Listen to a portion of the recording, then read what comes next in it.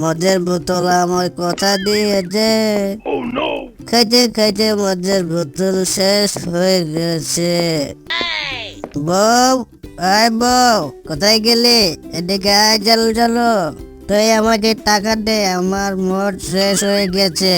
আমার মদ কিনতে হবে, টাকা দে, না হলে বাপের বাড়ি পাঠিয়ে দেবো।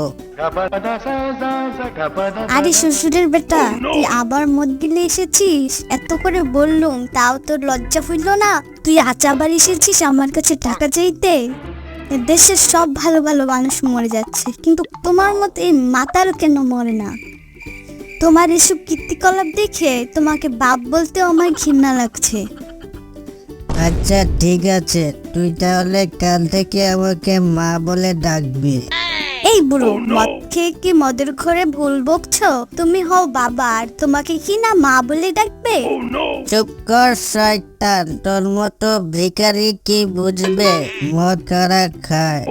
মদ যে লোকে খায় না, মদ রাজা মহারাজারা খায়। তাইলে মহারাজ, কোন রাজ্যের রাজকুমারের সাথে আপনার মেয়ের বিয়ে দিচ্ছেন শুনি? মেয়ে যে আপনার বড় হয়ে গেছে, মেয়ের বিয়ে দিতে হবে না? বেশি কথা বললে তোদেরকে আমি বাড়ি থেকে বের করে দেব। তোরা যা এখান থেকে, আমার এখন ঘুমায় ধরেছে।